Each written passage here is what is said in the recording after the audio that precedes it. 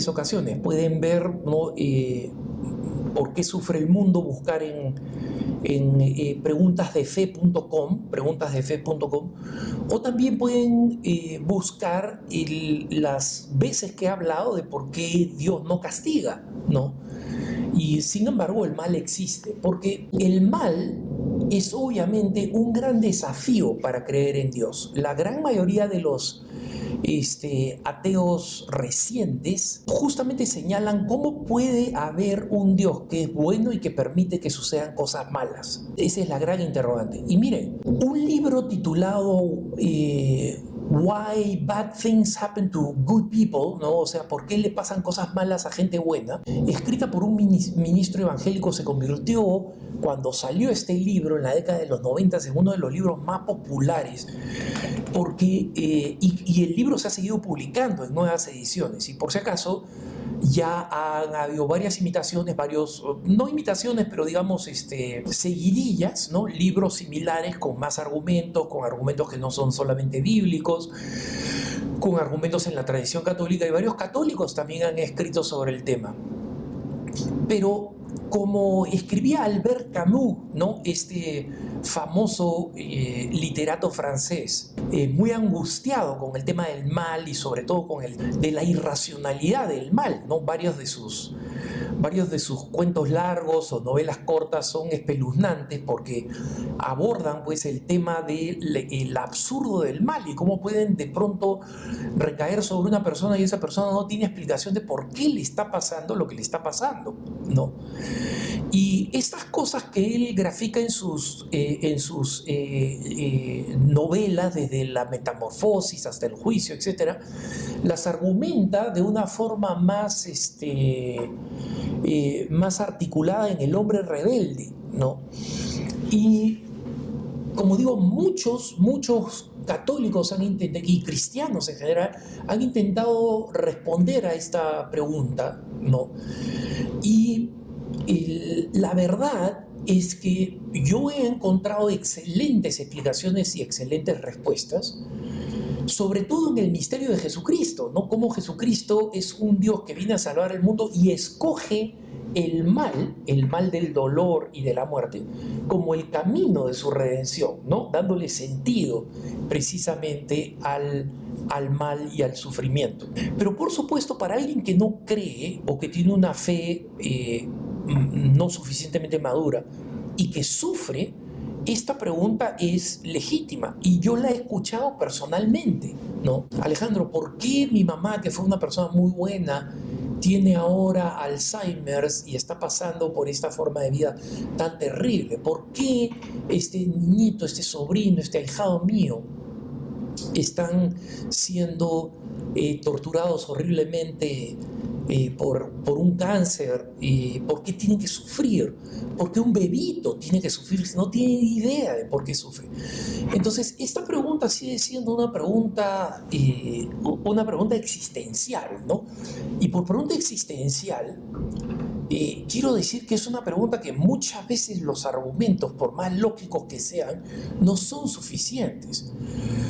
Porque la explicación, incluso la explicación hermosa de cómo Jesús sufre para enseñarnos el camino redentor del sufrimiento, ¿no?, es justamente un argumento que solamente se entiende no cuando se explica, sino cuando se absorbe, si quieren, cuando se vive, cuando se hace eso, ¿no? Entonces, en Salvifici Doloris, el Papa Juan Pablo II explica este misterio del sufrimiento, ¿no? Y como saben ustedes, el Papa comienza explicando el sufrimiento de Job, completamente gratuito, ¿no?, completamente injustificado desde el punto de vista racional. Y al final Dios le termina dando la razón. Job es el que está correcto respecto de cómo actúa Dios, y negando los argumentos de los amigos de Job, que decían: tú debes haber hecho algo malo, tú debes haber hecho algo malo, tú debes haber hecho algo malo, Dios te ha castigado. Pero como explica San Juan Pablo II, ese argumento de Job está incompleto. El Antiguo Testamento en el libro de Job está incompleto. Y la única manera de completar el libro de Job, dice el Papa San Juan Pablo II, es leyendo la pasión de Jesucristo. Esa es la verdadera victoria del sufriente.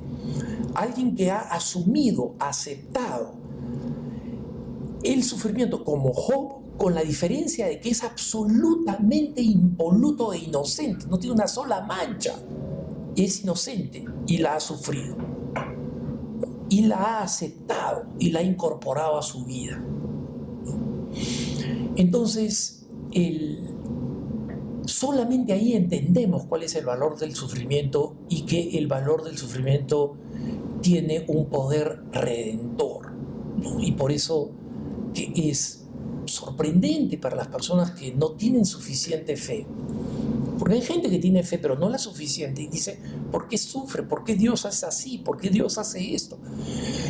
Y le echa la culpa a Dios y no entiende, oye, Dios pasó por esto y aún peor, justamente para redimir, es decir, no para evitar que el dolor exista, porque el dolor va a seguir existiendo mientras nosotros pecadores sigamos viviendo acá, en este mundo marcado por el pecado original de Adán y Eva. Y ese sufrimiento no va a subsistir cuando Jesús nos lleve a la vida eterna, no. Pero acá Jesús ha traído una alternativa. El dolor, el pecado, la muerte siguen existiendo, pero Jesús ha triunfado y nos anima a participar de ese triunfo gracias a la adhesión al dolor. Una vez más, no estoy diciendo nada nuevo, y una vez más, esto no va a responder a esa gran interrogante que mucha gente va a seguir teniendo hasta el fin de los tiempos, ¿no? Hasta el fin del mundo. ¿Por qué sufre el inocente? ¿Por qué sufro yo cuando soy inocente? Pero he encontrado un argumento más que me parece muy valioso, ¿no? Y una vez más, frente al tema del misterio del dolor humano que no tiene justificación, no hay bala de plata, ¿no? O sea, no hay una respuesta que sea la solución por la cual los hombres se van a dejar de interrogar. No es que la gente va a decir, ya entendí este argumento, de ahora en adelante ya no tengo preocupaciones sobre el misterio del dolor humano. No. Pero aquí un doctor en teología norteamericano que aprecio bastante, él ha escrito algunos libros de apologética, uno que se llama Five Proofs of the Existence of God, ¿no? O sea, 5 pruebas de la existencia de Dios, y trabaja un poquito de una forma creativa las 5 pruebas de Santo Tomás de Aquino. Pero este profesor Edward Fesser escribió recientemente un artículo que me pareció muy interesante. Él decía, mira, nosotros sabemos que el sufrimiento es un tema que, el sufrimiento no explicado, ¿no? Es un tema que definitivamente cuestiona a mucha gente, cuestiona a la gente que sufre, y lleva a que estas personas, ante el misterio del mal, duden de Dios, tengan una postura agnóstica, cuando no atea o antitea. Dios es malo, no, a Dios no se le puede atender. Y muchos ateos efectivamente dicen, mira, el día que me expliques el sufrimiento injustificado del inocente, ese día yo voy a creer en Dios. Y aquí el doctor Fesser, que tiene una mentalidad muy creativa, dice lo siguiente, ¿no? Mira, los ateos te van a decir que mientras más personas sufren, más van a cuestionar la presencia de Dios, y más van a cuestionar que Dios es creíble porque hace sufrir. Entonces Fesser dice lo siguiente, mira, muy bien, ¿no?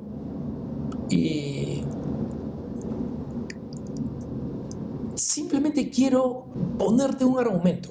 Dice, la persistencia del sufrimiento, que según tú debería llevar a la gente a creer que el cristianismo es falso, paradójicamente ha terminado confirmando que el cristianismo es verdadero y termina enfrentando lo siguiente: este desconcierto frente al sufrimiento, porque sufre él, es un desconcierto legítimo, pero fundamentalmente pertenece al mundo confortable y secular. ¿Y por qué? Porque en los lugares donde la gente más sufre están la mayoría de los creyentes. ¿No te parece eso paradójico para alguien que dice, bueno, vamos a buscar argumentos racionales, científicos, claros, invulnerables, impenetrables? La gente sufre. Si Dios es bueno, ¿por qué sufren? Especialmente los inocentes. ¿Por qué sufren los inocentes? ¿No? Y ¿dónde sufren los inocentes más? En nuestros países. Pensemos en las zonas pobres de América Latina. Pensemos en las zonas pobres de África. ¿Dónde está la mayor cantidad de creyentes en Dios? ¿Dónde están los que se confían a Jesucristo? Y por supuesto, aquí alguien va a decir, es que son supersticiosos. Muy bien, muy bien, muy bien. Ojo, ojo. Si eso es superstición, ese es un argumento que con mucho gusto discutiré en otro punto de vista. Acá estamos hablando de un argumento. No cambiemos los argumentos. No, si queremos seguir una conversación lógica, sigamos este argumento. El argumento es que la experiencia de que Dios es injusto porque hace sufrir a los inocentes es una experiencia que demuestra la falsedad del cristianismo, que habla de un Dios bueno y hace que la gente deje de creer en Dios. Perfecto, muy bien. Si estás en un departamento en Londres, si estás en un hermoso parque en París, si estás bien cómodo en tu depa en cualquier ciudad latinoamericana, perfectamente puedes hacer ese argumento, pero mira para abajo. Mira a los pobres y los sufrientes y pregúntate si ellos tienen fe. Y pregúntate si no tienen más fe que tú. Y por supuesto que la van a tener. Es certeza absoluta de que la tienen. Y esto nos demuestra que el sufrimiento del inocente no es una prueba de la falsedad del cristianismo que cree en un Dios bueno. Es más bien la realidad que aquellos que entienden la fe, que el sufrimiento se convierte de manera paradójica y extraña, pero por la redención de Jesucristo se convierte en una bendición que podemos utilizar para salvarnos, salvar a nuestros seres amados y salvar al mundo. Ellos son los que realmente comprenden y que no se sienten cuestionados por esta pregunta que legítimamente puede cuestionar a muchos, pero que tiene siempre la misma respuesta: la cruz y resurrección de Jesucristo. Que tengas un buen día.